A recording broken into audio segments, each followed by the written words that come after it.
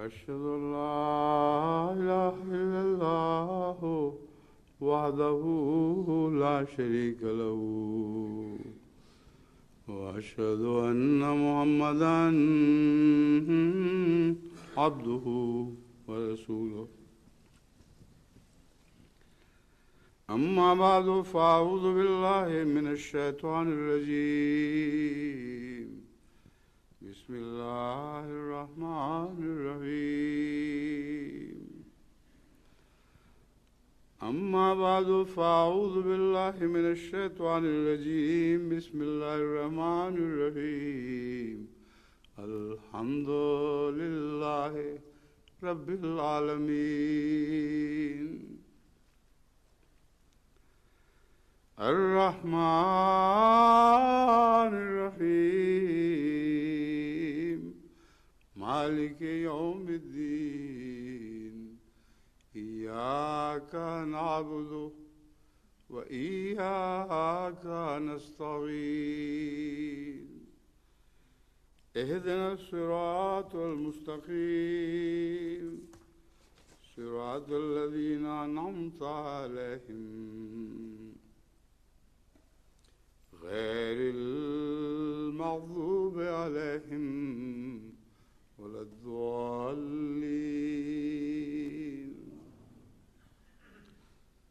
هو الحي لا إله إلا هو فادعوه مخلصين له الدين الحمد لله رب العالمين سورہ المومن آیت 66۔ وہی زندہ ہے، اس کے سوا کوئی معبود نہیں، بس اسی کے لیے دین کو خالص کرتے ہوئے اسے پکارو۔ کامل تعریف اللہ ہی کے لیے ہے جو تمام جہانوں کا رب ہے۔ اب جو مضمون جاری ہے وہ حضرت اقدس مسیح موعود علیہ الصلوۃ والسلام کی مقبول دعاؤں کا مضمون ہے، جس کے بعض حصے بہت سے حصے آپ کے اپنے ہی الفاظ میں ہیں اور بعض دوسروں کے الفاظ میں ان کی روایت کے طور پر بھی ہیں۔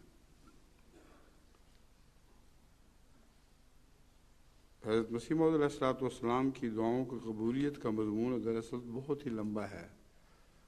اس کثرت سے آپ کی دعائیں قبول ہوئی ہیں کہ انسان حیران رہ جاتا ہے۔ اس کے بے شمار ثبوت ہر جگہ پھیلے پڑے ہیں۔ جماعت احمدیہ دنیا میں جہاں جہاں بھی ہے ان کے خاندانوں میں کوئی نہ کوئی حضرت مسیح موعود علیہ الصلوۃ والسلام کی قبولیت دعا کے نمونوں کا ذکر چلتا ہوگا۔ اس لیے اس اتنے وسیع مضمون کو سمیٹنا تو بہرحال ممکن نہیں، مگر جستہ جستہ بعض قبولیت دعا کے نمونے میں آپ کے سامنے رکھتا ہوں۔ حضرت اقدس مسیح موعود علیہ السلام فرماتے ہیں، من جملہ ان نشانوں کے سعد اللہ لدھیانوی کی موت ہے جو پیشگوئی کے مطابق ظہور میں آئی۔ اس کی تفصیل یہ ہے کہ جب منشی سعد اللہ لدھیانوی بدگوئی اور بدزبانی میں حد سے بڑھ گیا اور اپنی نظم اور نثر میں اس قدر اس نے مجھ کو گالیاں دیں کہ میں خیال کرتا ہوں کہ پنجاب کے تمام بدگو دشمنوں میں سے اول درجے کا وہ گندہ زبان مخالف تھا۔ تب میں نے اس کی موت کے لیے جناب الہی میں دعا کی کہ وہ میری زندگی میں نامراد رہ کر ہلاک ہو اور ذلت کی موت سے مرے۔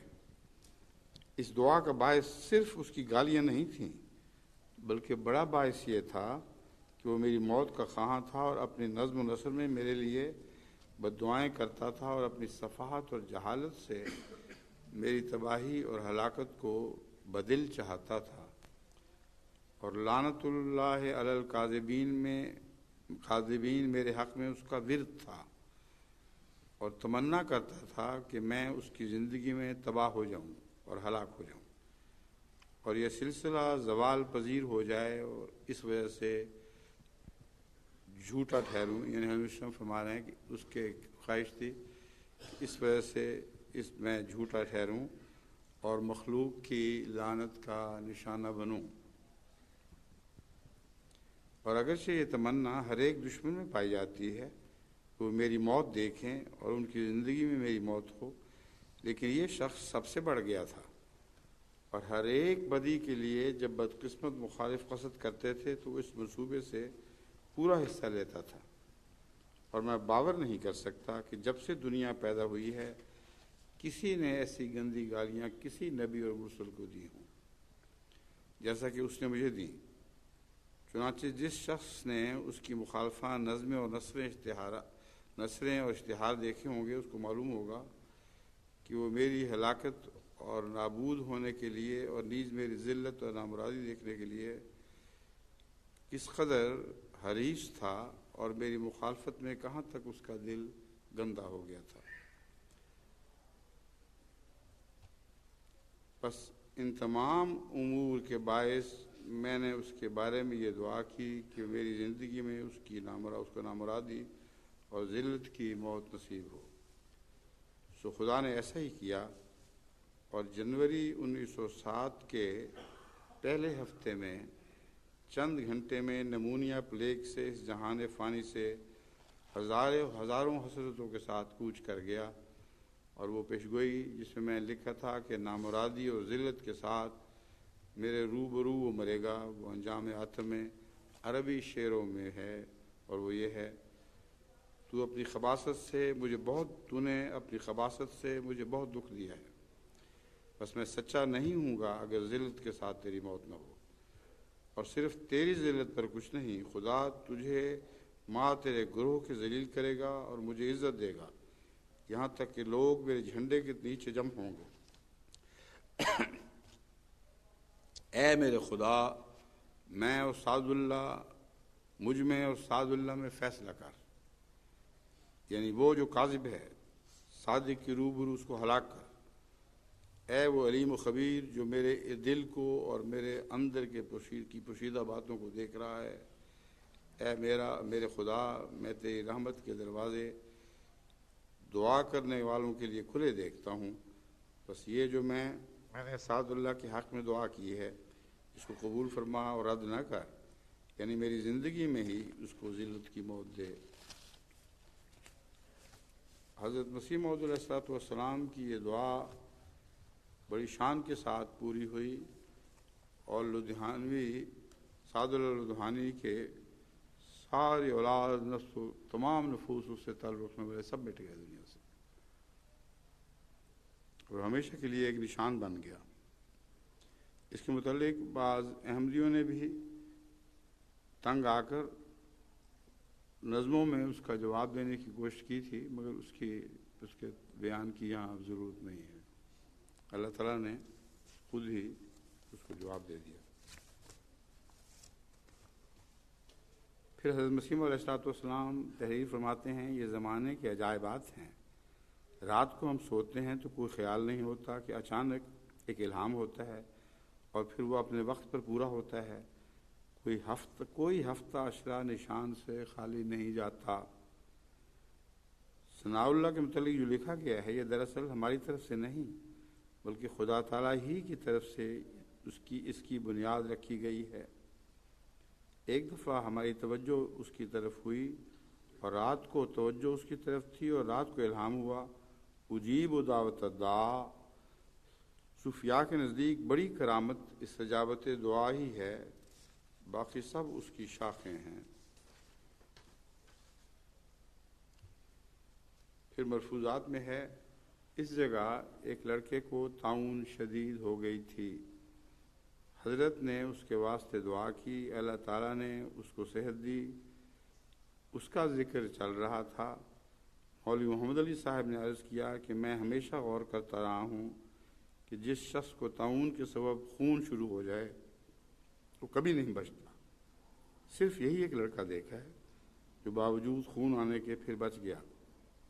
فرمایا یہ صرف دعا کا نتیجہ ہے، اور اس کا بچنا ایسا ہی ہے جیسا کہ عبد الکریم کا بچنا تھا، جس کے واسطے کسولی سے تار آیا تھا کہ وہ اب اس دیوانگی کے آثار نمودار ہونے پر کوئی علاج نہیں ہو کہ اب اس کی دیوانگی کے آثار नमूदार होने पर कोई इलाज नहीं हो सकता, लेकिन खुदा ताला ने उसके हक़ में हमारी दुआ को कबूल किया और वो बिल्कुल तंदुरुस्त हो गया और कभी इस तरह से बचता देखा या सुना नहीं गया। ये अजीब अल्लाह की शान है कि यही तजुर्बा ख़ुद मौलवी मोहम्मद अली साहब को भी होना था। मौलवी मोहम्मद अली साहब को एक दफ़ा ताउन इस शिद्दत से हुई कि उसके सारे आसार ज़ाहिर हो गए। हज़रत खलीफुल मसीह अव्वल रज़ियल्लाहु तआला अन्हु और दूसरे अतिबा ने पास बैठे थे जो, उन्होंने हर चारा कर लिया लेकिन बीमारी रुकने के कोई आसार नहीं थे। आग लगी हुई थी सारे बदन में। आखिर उन्होंने बड़ी आजिज़ी से हज़रत मसीह मौऊद अलैहिस्सलाम की खिदमत में पैगाम भिजवाया कि अब आप ही आएँ और कुछ करें। हज़रत मसीह मौऊद अलैहिस्सलाम गए और उनकी पेशानी पर हाथ रखा, कोई बुखार नहीं। फिर भी डरे हुए थे। आपने कहा उठो, बहुत डर गए थे कि पता नहीं उठ के मैं गिर जाऊंगा, लेकिन बुखार का नामो निशान तक नहीं रहा और उठकर 2 कदम चले और फिर खुशी से भागने लगे। तो हज़रत मसीह मौऊद अलैहिस्सलाम की दुआओं की कबूलियत के निशान तो बारिश के कतरों की तरह है। एक दिलचस्प रवायत सुनिए। एक दफ़ा मुंशी ज़फ़र अहमद साहब मरहूम ने बयान किया कि मैं और मुंशी अरोड़ा साहब इकट्ठे कादियान में आए हुए थे और सख्त गर्मी का मौसम था और चंद दिन से बारिश रुकी हुई थी। जब हम कादियान से वापस रवाना होने लगे और हज़रत मसीह मौऊद अलैहिस्सलाम की खिदमत में सलाम के लिए हाजिर हुए तो मुंशी अरोड़ा साहब मरहूम ने हज़रत साहब से अर्ज़ किया, हज़रत गर्मी बड़ी सख्त है, दुआ करें कि ऐसी बारिश हो कि बस ऊपर भी पानी हो और नीचे भी पानी हो। हज़रत साहब ने मुस्कुराते हुए फरमाया, अच्छा ऊपर भी पानी और नीचे भी पानी। मगर साथ ही मैंने मुंशी ज़फ़र साहब ने हंस कर अर्ज़ किया कि हज़रत ये दुआ उन्हीं के लिए करें, मेरे लिए ना करें। ज़रा इन फ़ज़ाई बुज़ुर्गों की बेतकल्लफ़ी का अंदाज़ा मुलाहज़ा फरमाइए कि हज़रत साहब से यूँ मिलते थे जैसे छोटे बच्चे बड़े प्यार से अपने वालिदैन से बातें करते हैं। इस पर हज़रत साहब फिर मुस्कुरा दिए और हमें दुआ करके रुखसत किया। मुंशी साहब फरमाते हैं कि उस वक्त मतला बिल्कुल साफ था और आसमान पर बादल का नामो निशान तक न था। मगर अब भी हम बटाला के रास्ते में यक्के में बैठकर थोड़ी दूर ही गए थे कि सामने से एक बादल उठा और देखते ही देखते आसमान पर छा गया और फिर इस जोर की बारिश हुई कि रास्ते के किनारों पर मिट्टी उठाने की वजह से जो खंदकें बनी हुई थीं वो पानी से लबालब भर गईं। उसके बाद हमारा यक्का जो एक तरफ की खंदक के पास चल रहा था यकलख्त उल्टा और इत्तेफाक ऐसा हुआ, इसको इत्तेफाक कह रहे हैं, ये तो उस मसीह साहब की दुआओं कबूलियत का निशान था। इत्तेफाक ऐसा हुआ कि मुंशी अरोड़ा साहब खंदक की तरफ गिरे और मैं भी ऊंचे रास्ते की तरफ जा गिरा, जिसकी वजह से मुंशी साहब के ऊपर और नीचे सब पानी पानी हो गया और मैं बच रहा क्योंकि खुदा के फजल से चोट किसी को भी नहीं आई थी। मैंने मुंशी अरोड़ा साहब को ऊपर उठाते हुए हंस कर कहा, लो ऊपर और नीचे पानी की और दुआएं करा लो। फिर हज़रत साहब के मुतालिक गुफ्तगू करते हुए आगे रवाना हुए। असहाब अहमद में एक रवायत मुकर्रम डॉक्टर अतरुद्दीन होता है, गालिबन इनका नाम कहते हैं, इतरुद्दीन है नाम असल में, बैत 1899 है। वो बयान करते हैं कि हज़रत मसीह मौऊद अलैहिस्सलाम एक दफ़ा मस्जिद मुबारक में अपने असहाब में रौनक अफरोज़ थे। खाकसार ने खड़े होकर अर्ज़ किया कि हुजूर मेरे लिए दुआ करें। हुजूर अलैहिस्सलाम ने उसी वक्त मजलिस में मेरे जैसे बेकस और मुफलिस के लिए हाथ उठाकर दुआ की, जिसका असर मुझे हमेशा ही महसूस होता है। अल्लाह ताला के फजल से काफ़ी रुपया कमाया, खिदमत दीन की भी तौफीक मिली, نئے خاندان میں شادی ہوئی اور اللہ تعالیٰ نے اولاد بھی عطا کی، اور اب درویشی کے دور میں قادیان میں رہنے کا موقع عطا فرمایا ہے۔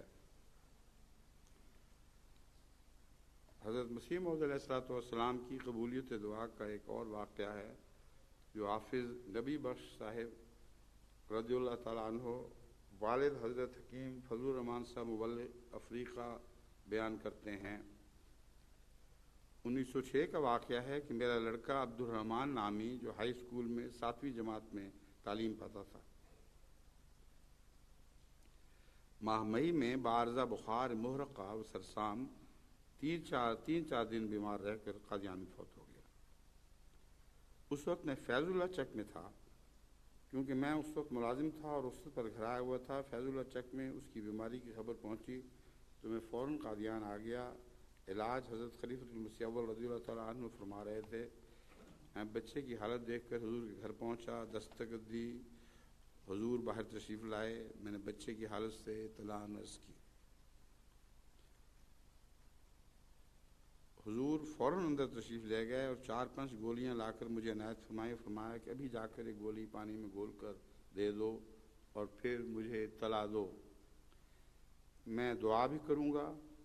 چنانچہ میں نے اسی وقت آ کر گولی پانی میں گھسائی اور بچے کو دی۔ چونکہ بچے کی حالت نازک ہو چکی تھی، گولی اندر ہی نہ گئی بلکہ منہ سے ادھر ادھر نکل گئی اور بچہ فوت ہو گیا۔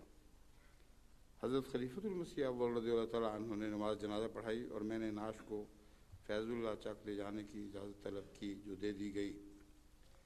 میں اور دیگر احباب جو میرے ساتھ موجود تھے واپس فیض اللہ چک گئے۔ میں پھر آمدہ جمعہ کے دن جمعہ پڑھنے کے لیے قادیان آیا۔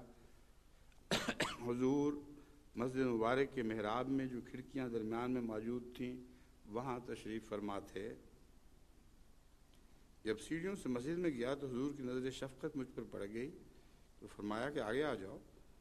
وہاں پر بڑے بڑے ارکان حضور کے حلقہ نشین تھے۔ حضور کا فرمانا تھا کہ سب نے میرے لیے رستہ دے دیا۔ حضور نے میرے بیٹھتے ہی فرمایا، میں نے معلوم کیا ہے کہ آپ نے اپنے بچے کی وفات پر بڑا صبر کیا ہے۔ میری کمر پر ہاتھ پھیرا اور فرمایا کہ میں نعم البدل کے واسطے دعا کروں گا۔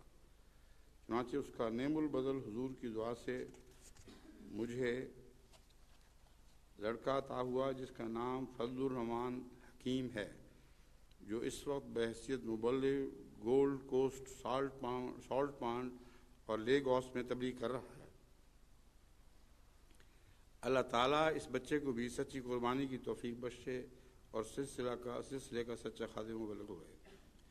اب دیکھیں، گانا میں بھی کثرت سے لوگ اس واقعے کے گواہ ہیں کہ کس طرح حضرت فضل الرحمان صاحب حکیم نے ایک لمبے عرصے وہاں بڑی مشکلات میں خدمت سر انجام دی۔ حضرت مرزا بشیر احمد صاحب لکھتے ہیں، حافظ نبی بخش صاحب نے مجھ سے بیان کیا کہ میں ایک دفعہ بوجہ کمزوری نظر حضرت خلیفۃ المسیح اول کے پاس علاج کے لیے حاضر ہوا۔ حضرت خلیفۃ المسیح اول رضی اللہ تعالیٰ عنہ نے فرمایا کہ شاید موتیا اترے گا۔ میں نے 2 اور ڈاکٹروں سے بھی نظر کا معائنہ کروایا، سب نے یہی کہا کہ موتیا اترے گا۔ تب میں مضطرب و پریشان ہو کر حضرت مسیح موعود علیہ السلام کی خدمت میں حاضر ہوا اور تمام حال عرض کر دیا۔ حضور نے الحمدللہ پڑھ کر میری آنکھوں پر دست مبارک پھیر کے فرمایا، میں دعا کروں گا۔ اس کے بعد نہ وہ موتیا اترا اور نہ ہی وہ کم نظری رہی۔ ایک اور روایت میں حضرت حافظ حامد علی صاحب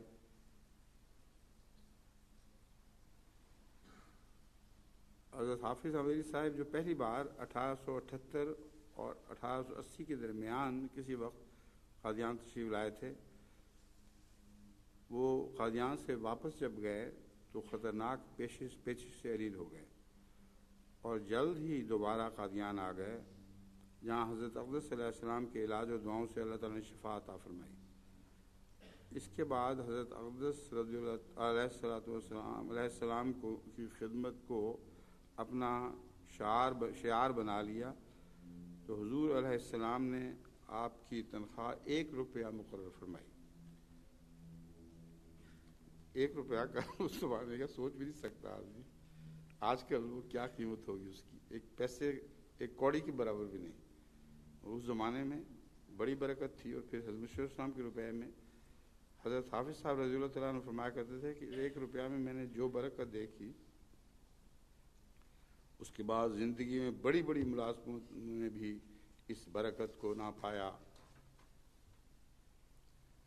حضرت حافظ حامد علی صاحب رضی اللہ تعالیٰ عنہ اس کے ایک چھوٹے بھائی حضرت منشی زین العابدین صاحب بھی تھے. ان کا ایک طرف میلان تھا منگنی کا جو کسی وجہ سے ٹوٹ گئی تھی.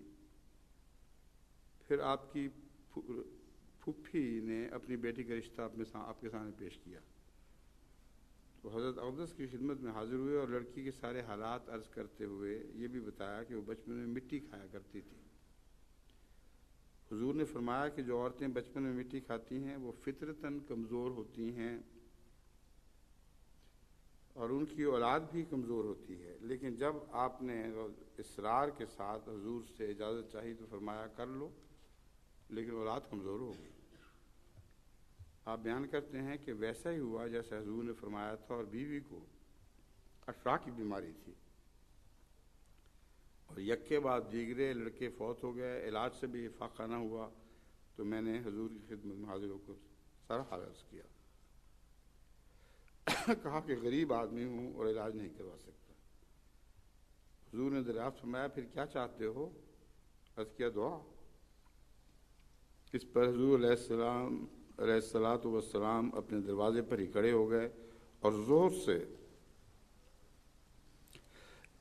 اب یہ دیکھیں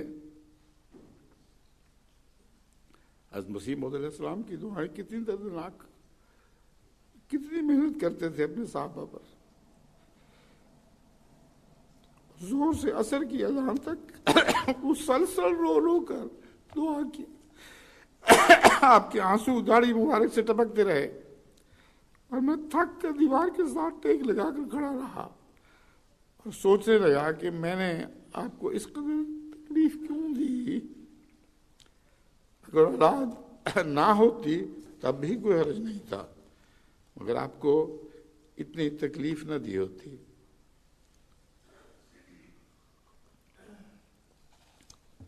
آپ نے دعا ختم کی اور فرمایا کہ اشرا کی بیماری دور ہو گئی ہے اور اس حمل میں لڑکا ہوگا. آپ کی بیوی اور بچے کی شکل مجھے دکھائی گئی ہے. چنانچہ حضور کی دعا کے بعد سے اب تک کوئی بچہ فوت نہیں ہوا اور 4 لڑکے اور 3 لڑکیاں ہیں. حضرت منشی زین العابدین صاحب رضی اللہ تعالیٰ عنہ مزید بیان کرتے ہیں کہ ایک دفعہ شدید کھانسی کی حالت میں قادیان آ کر حضور کی خدمت میں عرض کیا کہ 6 ماہ سے کئی علاج کروائے ہیں لیکن فائدہ نہیں ہوا. آپ اس وقت کمرے میں ٹہل رہے تھے. پوچھا امیرانہ علاج کرانا ہے یا غریبانہ؟ عرض کیا جیسے مناسب سمجھیں. فرمایا زمیندار بالعموم غریب ہی ہوتے ہیں. اچھا آپ علاج کے لیے کتنے پیسے لائے ہیں؟ عرض کی 5 روپے. فرمایا لاؤ. میں نے دے دیے. فرمایا جاؤ اب آپ کو کبھی کھانسی نہ ہوگی. میں نے بے تکلفی سے عرض کیا کہ کیا آپ کے پاس کوئی جادو ہے؟ فرمایا میں جو کہتا ہوں کیا بیماری نہیں ہوگی؟ پھر حضرت حافظ حامد علی صاحب رضی اللہ تعالیٰ عنہ سے فرمایا گاؤں کے لوگوں کو تسلی نہیں ہوتی جب تک ان کو دوا نہ دی جائے. پھر دھیلے کی ملٹھی، دھیلے کی الائچی اور دھیلے کا منقع منگوایا اور خود گولیاں بنا کر دیں اور 5 روپے بھی مجھے واپس دیتے ہوئے فرمایا آپ کی کھانسی تو دور ہو چکی ہے، ان 5 روپوں کا گھی استعمال کرو، موٹے بھی ہو جاؤ گے. حضرت صاحبزادہ سراج الحق نعمانی صاحب رضی اللہ تعالیٰ عنہ کو ایک بار نزلے کی ایسی شدید شکایت ہوئی کہ 4 برس تک ختم نہ ہوئی. دودھ پینا اور خوشبو سونگنا تو زہر بن جاتا تھا.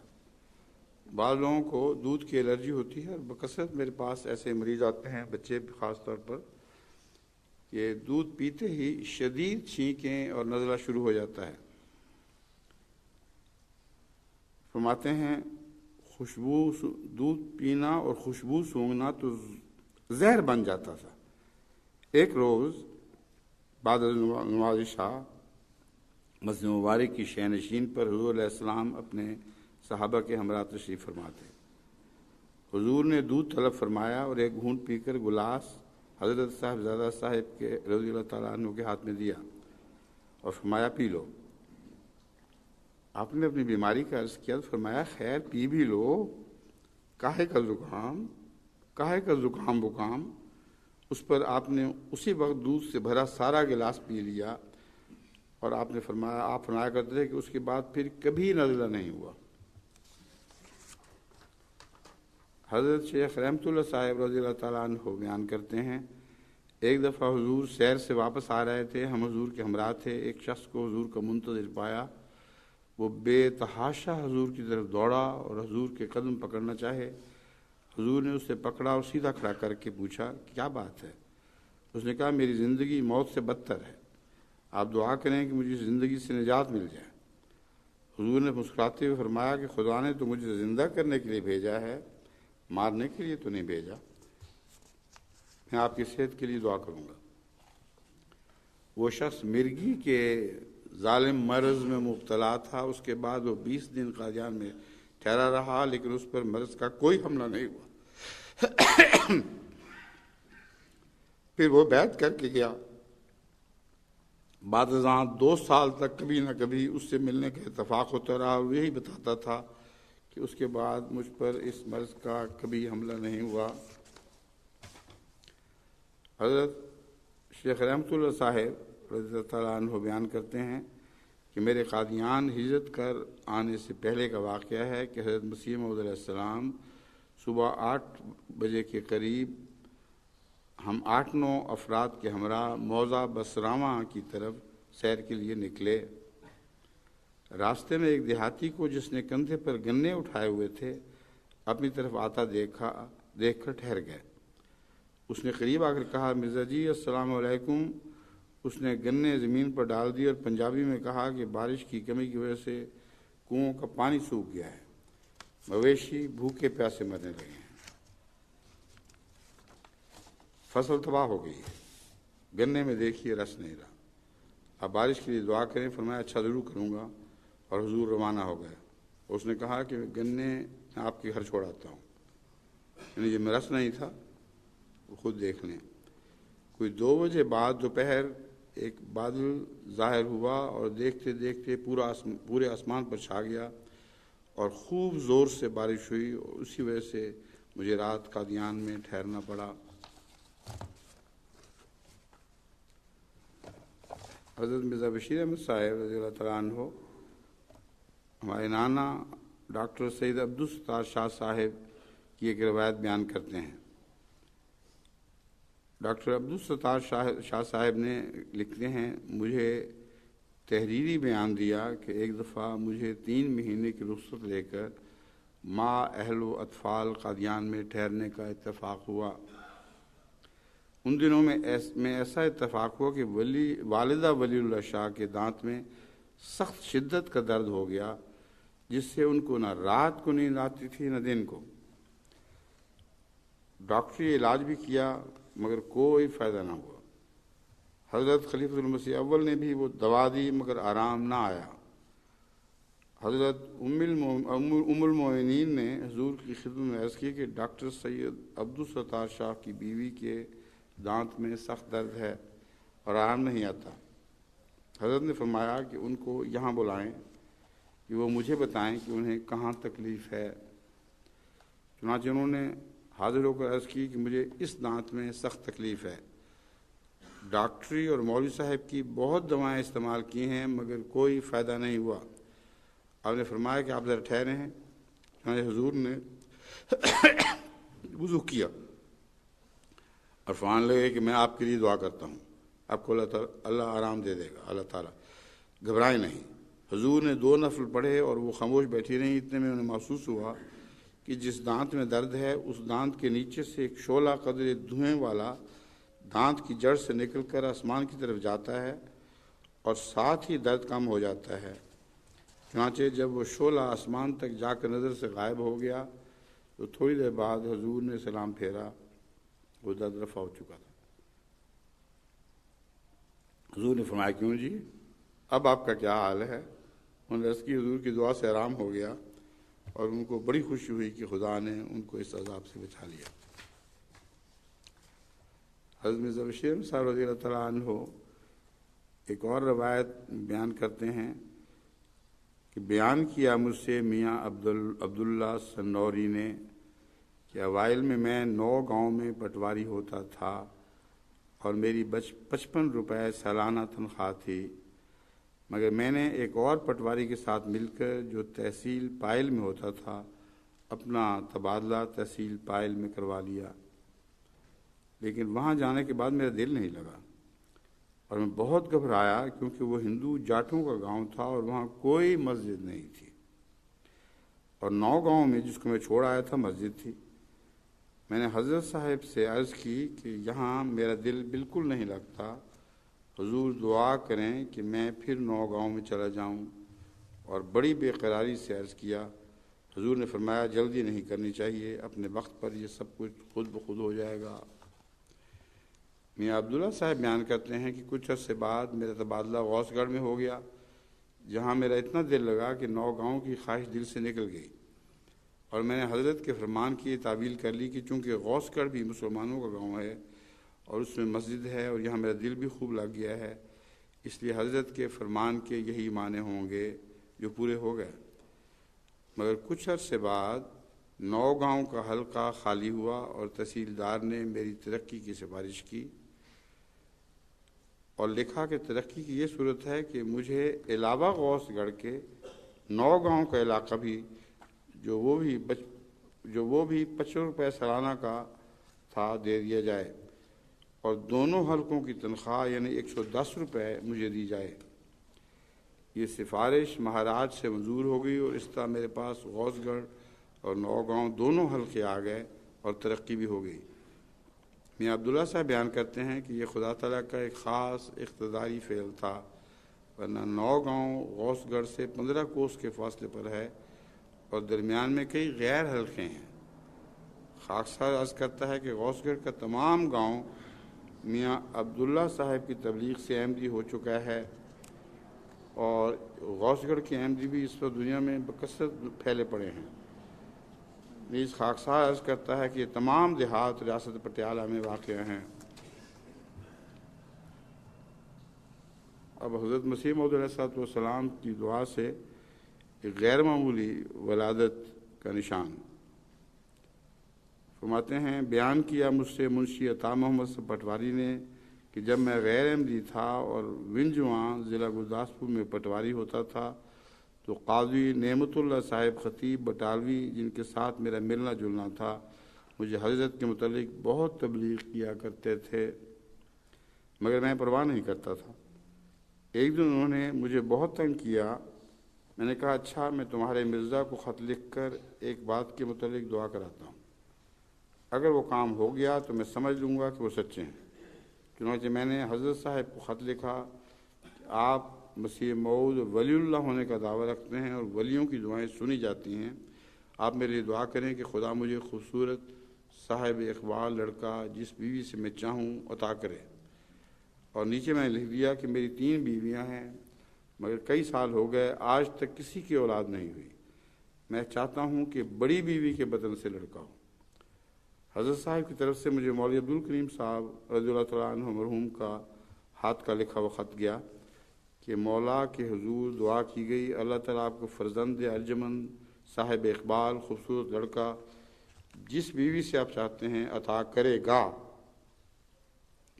یہ دعا نہیں تھی، عطا کرے گا، مگر شرط یہ کہ آپ زکریا والی توبہ کریں۔ حضرت زکریا والی توبہ سے مراد یہ ہے کہ آپ نے کلیتاً اللہ کی طرف انابت اختیار کر لی تھی، اور ایسی حالت میں کہ ناممکن تھا کہ ان کی بوڑھیا بیوی سے بچہ ہو سکے، آپ نے تمام تر توکل اللہ پر کیا، تو اس سے مراد ہے زکریا والی توبہ۔ منشی عطا محمد صاحب بیان کرتے ہیں کہ میں ان دنوں سخت بے دین اور شرابی کبابی راشی مرتشی ہوتا تھا۔ چنانچہ میں نے جب مسجد میں جا کر ملا سے پوچھا کہ زکریا والی توبہ کیسی تھی، تو لوگوں نے تعجب کیا کہ یہ شیطان مسجد میں کس طرح آ گیا، مگر وہ ملا مجھے جواب نہ دے سکا۔ پھر میں نے دھرم کوٹ کے مولوی فتح الدین صاحب مرحوم احمدی سے پوچھا تو انہوں نے کہا زکریا والی توبہ بس یہی ہے کہ بے دینی چھوڑ دو۔ اب انہوں نے اس توبہ کی غلط تشریح کی ہے۔ نعوذ باللہ، حضرت زکریا میں تو کوئی بے دینی نہیں تھی، مگر انہوں نے اپنی طرف سے یہی تعبیر کر لی۔ حلال کھاؤ، نماز روزہ کے پابند ہو جاؤ۔ اب حضرت زکریا سے زیادہ کون حلال کھاتا تھا اور نماز روزہ کا پابند تھا۔ شراب چھوڑ دی، اب شراب بھی انہوں نے کہا یہ بھی چھوڑ دو۔ نعوذ باللہ من ذالک، حضرت زکریا بھی گویا شراب پیتے تھے۔ تو اصل بات وہی ہے کہ انابت اللہ مراد ہے صرف۔ رشوت بھی ترک کر دی اور صلاۃ و صوم کا بند ہو گیا۔ 4-5 ماہ کا عرصہ گزرا ہوگا کہ میں ایک دن گھر گیا تو اپنی بڑی بیوی کو روتے ہوئے پایا۔ سبب پوچھا تو اس نے کہا کہ پہلے مجھ پر یہ مصیبت تھی کہ میرے اولاد نہیں ہوتی تھی، آپ نے میرے پر 2 بیویاں کیں، اس کی بھی مصیبت آئی، اب یہ مصیبت آئی ہے کہ میرے حیض آنا بند ہو گیا ہے، گویا اولاد کی کوئی امید ہی باقی نہیں رہی۔ ان دنوں میں اس کا بھائی امرتسر میں تھانے دار تھا، چنانچہ اس نے مجھے کہا کہ مجھے میرے بھائی کے پاس بھیج دو کہ میں کچھ علاج کراؤں۔ میں نے کہا وہاں کیا جاؤ گی، یہیں دائی کو بلا کر دکھلاؤ، اس کا علاج کرواؤ۔ چنانچہ اس نے دائی کو بلوایا اور کہا کہ مجھے کچھ دوا وغیرہ دو۔ دائی نے سرسری دیکھ کر کہا میں تو دوائی نہیں دیتی، نہ ہاتھ لگاتی ہوں، کہ مجھے تو ایسا معلوم ہوتا ہے کہ خدا تیرے اندر بھول گیا ہے، خدا تیرے اندر بھول گیا ہے، اللہ نے بھول کے تجھے اولاد دے دی ہے۔ میں نے کہا ایسا نہ کہو، بلکہ میں نے مرزا صاحب سے دعا کروائی تھی۔ پھر منشی صاحب بیان کرتے ہیں کہ کچھ عرصے بعد حمل کے پورے آثار ظاہر ہو گئے اور میں نے ارد گرد سب کو کہنا شروع کیا کہ دیکھ لینا کہ میرے لڑکا پیدا ہوگا اور ہوگا بھی خوبصورت، مگر لوگ بڑا تعجب کرتے تھے اور کہتے تھے کہ اگر ایسا ہو گیا تو واقعی بڑی کرامت ہے۔ آخر ایک دن رات کے وقت لڑکا پیدا ہوا اور خوبصورت ہوا۔ اسی وقت دھرم کوٹ بھاگا گیا جہاں میرے کئی رشتہ دار تھے اور لوگوں کو اس کی پیدائش سے اطلاع دی۔ ایک دوسری روایت میں یہ ہے کہ اس بچے کو اٹھا کر میں اسی حالت میں دھرم کوٹ بھگے گیا، اور اس دائی نے جس نے پیدائش کروائی تھی اس نے منتیں کی کہ مر جائے گا، سردی ہے، اور کپڑا بھی نہیں بھی اس پہ لپیٹا۔ اس نے کہا یہ نہیں مرتا، جو ہو جائے۔ یہ حضرت مرزا صاحب کی دعا کا نشان ہے، کسی قیمت پر نہیں مرے گا، بڑا ہوگا۔ چنانچہ کئی لوگ اسی وقت بیعت کے لیے قادیان روانہ ہو گئے، مگر بعض نہیں گئے، اور پھر اس واقعے پر منجواں کے بھی بہت سے لوگوں نے بیعت کی اور میں نے بھی بیعت کر لی اور لڑکے کا نام عبدالحق رکھا۔ حضرت مسیح موعود علیہ السلام کی دعا سے حضرت حافظ محمد ابراہیم صاحب کے رشتے کا انتظام ہو گیا۔ حافظ، یہ حضرت مرزا بشیر احمد صاحب کی روایت ہے۔ چنانچہ حافظ محمد ابراہیم صاحب نے وابستہ مولوی عبدالرحمن سے مبشر بیان کیا کہ جب میری پہلی بیوی فوت ہو گئی تو میں نے حضرت مسیح موعود علیہ السلام سے دعا کے لیے درخواست کی۔ آپ نے فرمایا میں دعا کروں گا۔ بعض دوستوں نے کہا کہ آپ حضرت مسیح موعود علیہ السلام سے کہیے کہ حضور آپ کے لیے رشتہ کا انتظام فرمائیں۔ میں نے جواب دیا کہ میں نے دعا کے لیے عرض کر دیا ہے، انشاءاللہ آسمان سے ہی انتظام ہو جائے گا۔ ابھی 20 دن نہ گزرے تھے کہ حضرت مولانا نور الدین صاحب کے پاس گجرات کی ضلع سے خط آیا کہ حافظ صاحب سے دریافت کریں کہ اگر رشتہ کی ضرورت ہو تو ایک رشتہ موجود ہے۔ حضرت مولوی صاحب نے بغیر میرے پوچھنے کے اپنی طرف سے خط لیا کہ ہم کو منظور ہے، اور مجھے فرمانے لگے کہ آپ کی شادی کا انتظام ہو گیا ہے۔ میں نے کہا پوچھا حضور کہاں؟ فرمایا آپ کو اس سے کیا؟ آخر وہ معاملہ جناب الہی نے نہایت خیر و خوبی سے تکمیل کو پہنچایا اور ہمارے لیے نہایت بابرکت ثابت ہوا۔ حضرت مولوی رحمت علی صاحب اور پھر چچی کا بیان ہے کہ حضرت مسیح موعود علیہ السلام کا آموں کا باغ بعض غیر جماعت دوستوں نے پھل پر خرید رکھا تھا۔ اس سال خشک سالی تھی اور پھل زیادہ گرنے کے باعث سخت نقصان ہو رہا تھا۔ ایک دن مجھے خاص طور پر کہا کہ اپنے مرشد سے بارش کے لیے دعا کرائیں۔ چنانچہ اسی روز جب حضرت صاحب عصر کے بعد باغ میں تشریف لائے تو میں نے دعا کے لیے عرض کی۔ یہ سنتے ہی آپ نے اسی وقت دعا کے لیے ہاتھ اٹھائے اور دعا کرنے کے فوراً بعد فرمایا، واپس گھر چلو۔ حالانکہ آپ شام تک چہل قدمی کیا کرتے تھے، خاکسار نے صاحبزادی کو اٹھایا ہوا تھا، میں بھی آپ کے ساتھ پیچھے چل پڑا۔ اللہ تعالیٰ گواہ ہے کہ ابھی آپ اور حضرت اماں جان رضی اللہ تعالیٰ عنہ دار میں داخل ہوئے تھے کہ معمولی سی بدلی سے موسلادھار بارش شروع ہو گئی اور نالیاں پانی سے بھر کر بہنے لگیں۔ یہ بھی خدا تعالیٰ کی شان تھی۔ بارش رکنے پر جب میں واپس باغ والوں کے پاس خوشی سے خوشی گیا تو سب کھڑے ہو گئے اور یک زبان ہو کر کہنے لگے کہ اگر ہمیں پہلے پتہ ہوتا کہ آپ کے پیر و مرشد خدا تعالیٰ کے اتنے پہنچے ہوئے ہیں تو ہم بھی اس قدر نقصان سے قبل ہی دعا کی درخواست دیتے۔ حضرت چودھری عمر بخش صاحب رضی اللہ تعالیٰ عنہ مونگ ضلع منڈی بہاؤدین اپنی بیعت کا ذکر بیان کرتے ہیں کہ جب میں اپنے گاؤں سے نکلا تو میرے کنبے والے بہت جوش و خروش میں آئے اور ایک طرف ان کے گھر ماتم پڑ گیا۔ وہ میری تلاش میں ہاتھوں میں لاٹھیاں لیے ہوئے نکلے۔ مجھے معلوم ہوا کہ میرے مارنے کے لیے پیچھے لگے آ رہے ہیں، تو میں ایک گیہوں کے کھیت میں جا چھپا۔ وہ میرے متعلق باتیں کرتے ہوئے کھیت کے پاس سے گزر گئے اور میں ان کی باتیں سنتا تھا، لیکن انہوں نے مجھے نہ دیکھا اور جا کر اسٹیشن پر تلاش کیا اور مجھے نہ پا کر آخر خائب و خاسر واپس لوٹے۔ جب وہ اس کھیت کے پاس سے جس میں چھپا ہوا تھا گزر گئے تو میں اس کھیت سے نکل کر پہلے اسٹیشن منڈی بہاؤدین جہاں سے میں نے سوار ہونا تھا اور دوسرے اسٹیشن چیلیاں والی کو چھوڑتا ہوا تیسرے اسٹیشن ڈنگا پر جا پہنچا اور وہاں سے پھر سوار ہو کر قادیان پہنچا۔ جب میں قادیان پہنچا تو ان دنوں حضرت مسیح موعود علیہ السلام باغ میں رہتے تھے۔ میں نے عصر کی نماز حضرت اقدس کے دست مبارک پر بیعت کی۔ عصر کی نماز کے بعد حضرت اقدس کے دست مبارک پر بیعت کی۔ جب بیعت کر چکا تو عرض کیا کہ مجھے دیر سے ورم تحال ہے، اس کے لیے آپ دعا کریں کہ خدا تعالیٰ اس مرض سے مجھے شفا دے۔ مرض تحال غالباً تلی کے سوجنے کے مرض ہے جو بڑا مہلک ہوتا ہے۔ آپ نے وہاں ہاتھ لگایا اور دعا کے لیے ہاتھ اٹھائے۔ بہت دیر تک دعا کی۔ جو ہی حضرت صاحب نے دعا ختم کر کے اپنا ہاتھ اپنے چہرے مبارک پر ملے اور میں نے اپنے ہاتھ اپنے پیٹ پر ملا تو مجھے ایسا معلوم ہوا کہ اثناء دعا ہی میں میرے پیٹ سے کوئی تلی نکال کر لے گیا اور ورم وغیرہ سب کچھ جاتا رہا اور فوراً شفا ہو گئی۔ اس دن سے 15 سال ہو گئے ہیں، آج تک مجھے مرض ارتحال نہیں ہوئی۔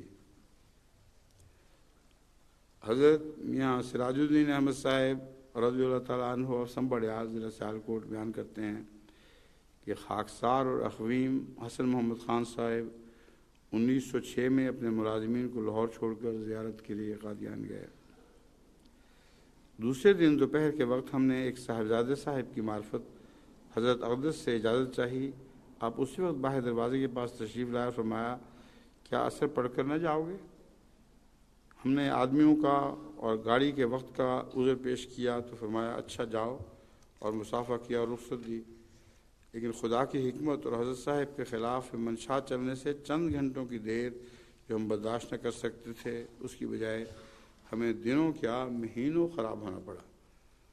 حضرت میاں سراج الدین صاحب رضی اللہ تعالیٰ عنہ نے آگے چل کر اپنے آئندہ سفر کی دردناک تفصیلات پر روشنی ڈالی ہے، جس کا خلاصہ یہ ہے کہ بٹالہ جاتے ہوئے گاڑی کتھو ننگل سے بھی نکل گئی، چنانچہ رات بٹالہ اسٹیشن پر گزارنی پڑی اور دونوں 14 گھنٹے بعد لاہور پہنچے۔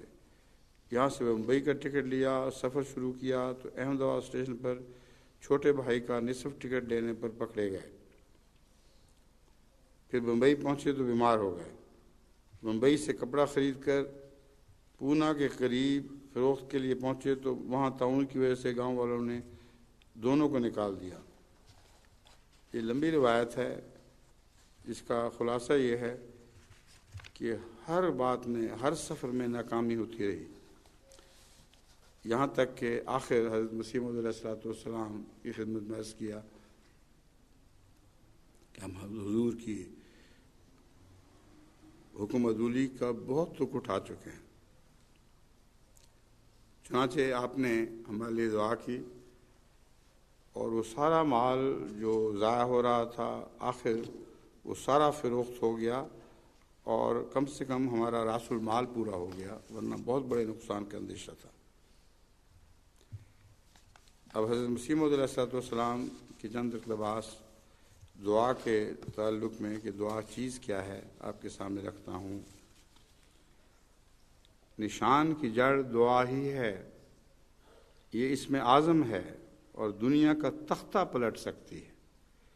دعا مومن کا ہتھیار ہے، اور ضرور ہے کہ پہلے ابتحال اور اضطراب کی حالت پیدا ہو۔ دعا کے لیے جب درد سے دل بھر جاتا ہے اور سارے حجابوں کو توڑ دیتا ہے، اس وقت سمجھنا چاہیے کہ دعا قبول ہو گئی۔ یہ اسم اعظم ہے، اس کے سامنے کوئی انہونی چیز نہیں۔ ایک خبیث کے لیے جب دعا کے ایسے اسباب میسر آ جائیں تو یقیناً وہ صالح ہو جاوے۔ دعا عمدہ شے ہے، اگر توفیق ہو تو ذریعہ مغفرت کا ہو جاتی ہے، اور اسی کے ذریعے رفتہ رفتہ خدا تعالیٰ مہربان ہو جاتا ہے۔ دعا کے نہ کرنے سے اول زنگ دل پر چڑھتا ہے، پھر قساوت پیدا ہوتی ہے، پھر خدا سے اجنبیت، پھر عداوت، پھر نتیجہ سلب ایمان ہوتا ہے۔ پھر فرماتے ہیں دعا میں بعض دفعہ قبولیت نہیں پائی جاتی، تو ایسے وقت میں اس طرح سے بھی دعا قبول ہو جاتی ہے کہ ایک شخص بزرگ سے دعا منگوائیں اور خدا تعالیٰ سے یہ دعا مانگیں کہ اس مرد بزرگ کی دعاؤں کو سنیں۔ پھر فرماتے ہیں اللہ جل شانہ نے جو دروازہ اپنی مخلوق کی بھلائی کے لیے کھولا ہے وہ ایک ہی ہے، یعنی دعا۔ جب کوئی شخص بکا و زاری سے اس دروازے میں داخل ہوتا ہے تو مولا کریم اس کو پاکیزگی اور طہارت کی چادر پہنا دیتا ہے۔ ملفوظات جلد 3 صفحہ 315۔